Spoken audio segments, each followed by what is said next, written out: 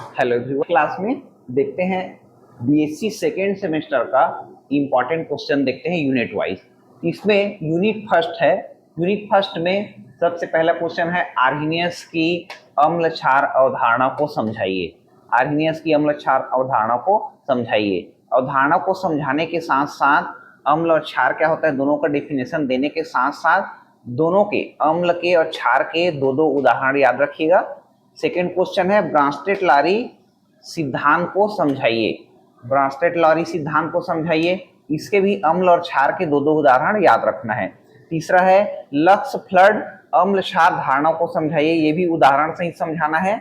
चौथा लुईस अम्ल क्षार सिद्धांत को समझाइए, उदाहरण सहित। तो लुईस में अम्ल, दो लुईस अम्ल के, दो लुईस क्षार के एग्जाम्पल याद रखना है आपको।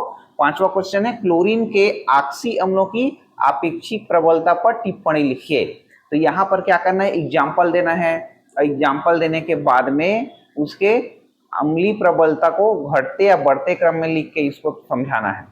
छठवां कठोर एवं मृदु अम्ल क्या होते हैं, ये एचएसीवी प्रिंसिपल आएगा। तो एचएसीवी प्रिंसिपल में क्या करते हैं, मृदु अम्ल क्या होता है, कठोर अम्ल क्या होता है, उसके प्रॉपर्टी को बताया जाता है और ये एग्जाम्पल सहित याद रखना है और साथ में इसके एप्लीकेशन को। इसी क्वेश्चन को एचएसीवी सिद्धांत को पियर्सन का कठोर मृदु अम्ल धारणा भी कहा जाता है। ये दो टाइप से पूछा जा सकता है, या तो पियर्सन का कठोर मृदु अम्ल धारणा को समझाइए, एचएसीवी प्रिंसिपल को समझाइए और इसके अनुप्रयोग लिखिए, ऐसे क्वेश्चन आ सकता है। नेक्स्ट देखते हैं अजलीय विलायक क्या होते हैं, उदाहरण सही समझाइए। तो अजलीय विलायक का डेफिनेशन प्लस 2-3 इसका एग्जाम्पल याद रखना है। नेक्स्ट इसी में है द्रव अमोनिया। द्रव अमोनिया क्या होता है, एक अजलीय विलायक होता है। तो द्रव अमोनिया में होने वाली रासायनिक अभिक्रिया का वर्णन कीजिए। तो ये भी एक क्वेश्चन है इससे नॉन एक्वस सॉल्वेंट या अजलीय विलायक से। ये टोटल 9 क्वेश्चन है, इंपॉर्टेंट क्वेश्चन। इससे मिलता जुलता या इससे रिलेटेड क्वेश्चन को भी थोड़ा सा पढ़ लेना है। नेक्स्ट यूनिट सेकेंड देखते हैं। पहला क्वेश्चन ऊर्जा अभिक्रिया क्या है, कोरेहाउस सिंथेसिस या कोरेहाउस संश्लेषण क्या होता है। तीसरा है मुक्त मूलक प्रतिस्थापन अभिक्रिया को उदाहरण सहित समझाइए, क्रिया विधि भी समझाइए। तो मुक्त मूलक प्रतिस्थापन अभिक्रिया में उदाहरण देना है, उदाहरण देकर उसका क्रिया विधि भी समझाना है। चौथा है साइक्लोएल्केन क्या होते हैं, इनको बनाने की कोई दो विधियों का वर्णन कीजिए। पांचवा बेयर के तनाव सिद्धांत को समझाइए, उदाहरण सहित। उदाहरण देके बेयर के तनाव सिद्धांत को समझाना है। छठवां सरूपण क्या होता है, एथेन, ब्यूटेन और साइक्लोहेक्सेन के सरूपण को समझाइए। सातवां एल्किल हैलाइड में विलोपन अभिक्रिया को उदाहरण सहित समझाइए।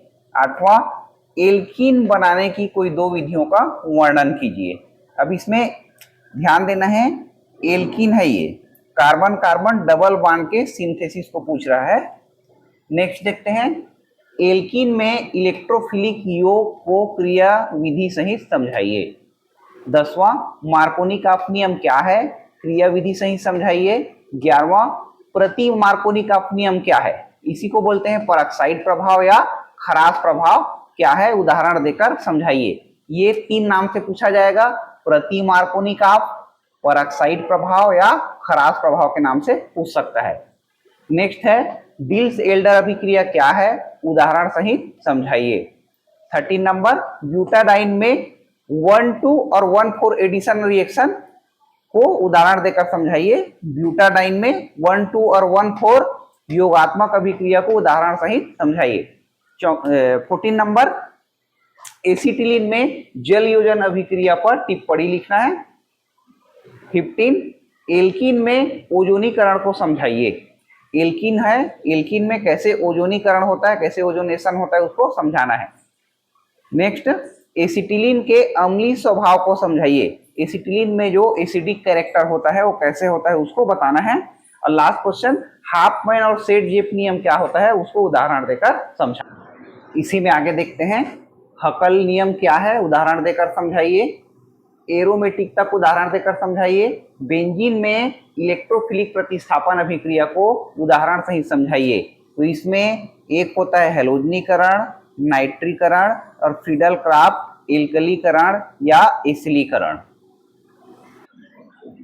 नेक्स्ट देखते हैं यूनिट थर्ड। यूनिट थर्ड में पहला, मैक्सवेल के आणविक वेगों के वितरण नियम पर टिप्पणी लिखिए। औसत वेग, वर्ग माध्य मूल वेग और प्रायिकतम वेग पर टिप्पणी लिखिए। क्या होते हैं बताना है फार्मूला सहित। तीसरा, आदर्श गैस क्या होते हैं, आदर्श व्यवहार से गैसों के विचलन को समझाइए। चौथा, क्रांतिक अवस्था क्या है, क्रांतिक ताप व दाब को समझाइए व व्यंजक लिखिए। गैसों के अणुगतिक सिद्धांत पर टिप्पणी लिखिए। और उसी में आता है ये लास्ट में क्या करते हैं, डिराइव करते हैं, उसी को पूछा जाता है, सिद्ध कीजिए Pv is equal to 1/3 mn/u²। छठवां, द्रव में अंतरणुक बल को समझाइए। विभिन्न प्रकार के जो अंतरणुक बल होते हैं उसको समझाना है। उसी में एक होता है हाइड्रोजन बंध, जिस पर टिप्पणी लिखना है। द्रवों का पृष्ठ तनाव क्या होता है, बूंद भार विधि का वर्णन कीजिए।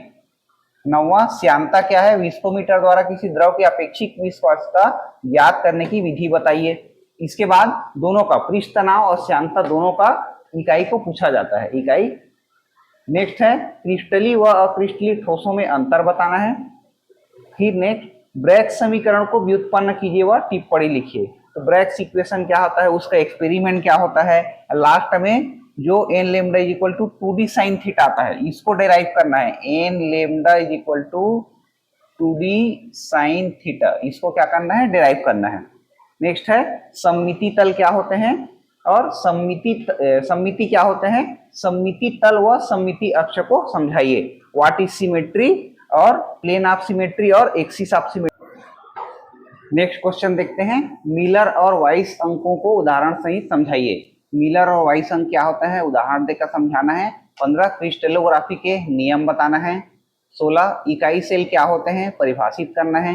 बिंदु दोष किसे कहते हैं, इसको टिप्पणी लिखना है इस पर, और जिसमें फ्रेंकेल और शाटकी त्रुटि क्या होता है उदाहरण सहित समझाना है। नेक्स्ट यूनिट 4 देखते हैं, कोलाइट क्या है, इनका वर्गीकरण बताना है और उसके उपयोग लिखना है। सेकेंड, पायस क्या होते हैं, उपयोग लिखिए। थर्ड, टिंडल प्रभाव पर टिप्पणी लिखिए। फोर्थ, गोल्ड नंबर या स्वर्ण संख्या पर टिप्पणी लिखिए। फिफ्थ, स्कंदन क्या है, हार्डी-सुलजे नियम को समझाइए। फिर पूर्णानुमान क्या होते हैं, फ्लक्चुएशन नंबर क्या होते हैं समझाइए। शून्य कोटि अभिक्रिया क्या है, दर स्थिरांक का व्यंजक व्युत्पन्न करना है और शून्य कोटि अभिक्रिया का उदाहरण लिखना है। नेक्स्ट है प्रथम कोटि अभिक्रिया क्या है, दर स्थिरांक का व्यंजक व्युत्पन्न कीजिए व उदाहरण लिखिए। नेक्स्ट, शून्य और प्रथम कोटि अभिक्रिया के लिए अर्ध आयु काल को समझाइए। नेक्स्ट है टक्कर सिद्धांत को समझाइए। फिर उत्प्रेरक क्या होते हैं, समांगी और विसमांगी उत्प्रेरक को उदाहरण सहित समझाइए। 30 नंबर, आणविकता और अभिक्रिया की कोटि में अंतर लिखिए। और लास्ट है अभिक्रिया के वेग को प्रभावित करने वाले कारकों को बताइए।